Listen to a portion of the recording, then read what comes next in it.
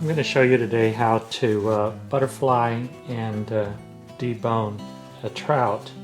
And first of all, you'll want to make sure that you've cleaned your trout and rinsed it well, and then just pat it dry so it'll be easier for you to handle. And I've already gutted it and removed all the intestines. And you'll want to make sure that you have a very, very sharp knife for this. And I have a thicker blade knife, and then I also use a thinner blade knife here for some finer work.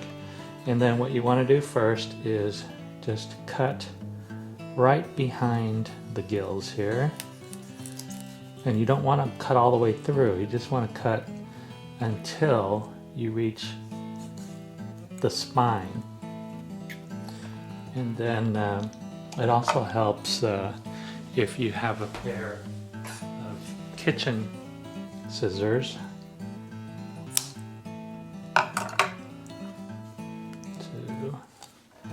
So now what you want to do is run down the bottom here, and you're gonna cut down the side all the way down the back here.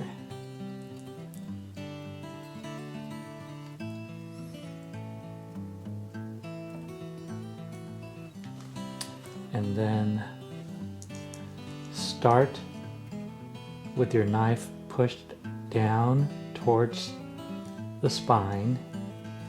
Start running it back. And you're going to want to, right here around the rib cage, you don't want to get those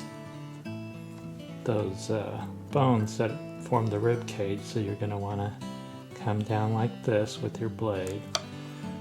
And now I'm going to go ahead and switch blades to work, use this so you can see here the fine bones that form the rib cage, because it'll be easier to work with this smaller paring knife now.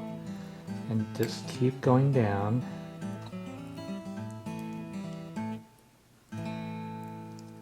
And if it helps, you can hold back the flesh here. Push down to the stomach.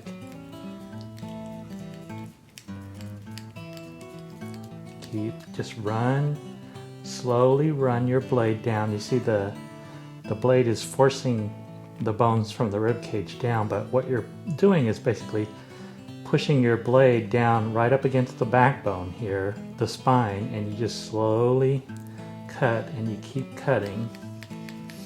We don't want to cut all the way through to the back here, because we want to keep the flesh together, because it'll make a nice presentation. When you get down to the end here,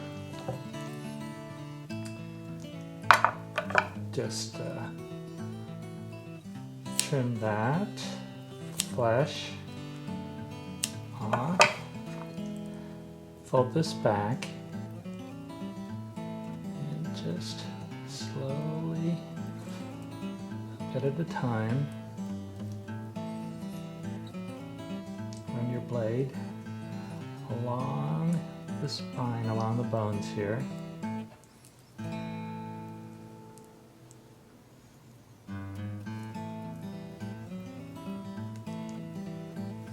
Okay, now that we've got that taken care of, we're going to flip this over and basically do the exact same thing on the other side. Probably be a little bit harder for you to see on the angle of the camera, but just imagine the exact same thing in reverse.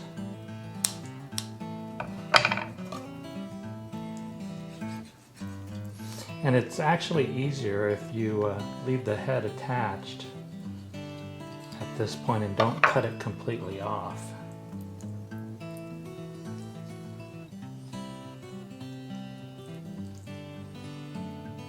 And again, I'm running the knife along the rib cage. Bring it down, pulling it down, so that you get left with as much of the meat as possible.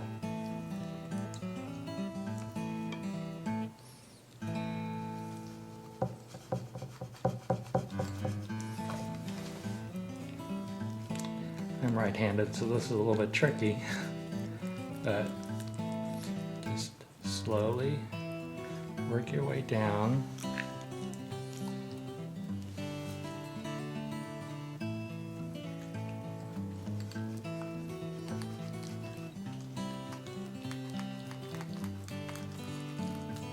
The length of the fish.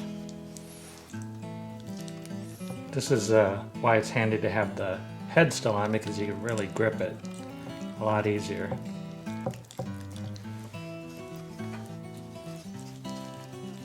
And it's really important that your knife be very sharp and be careful here at the end.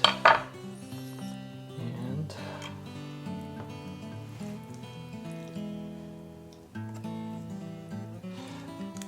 the bone of the fish is actually not attached to the back, so kind of just run your blade down the top here, and then with your scissors just cut it and leave the tail on there. I think it makes a really nice presentation. And so you've got your butterflied trout there, all nice, and the flesh is still on there.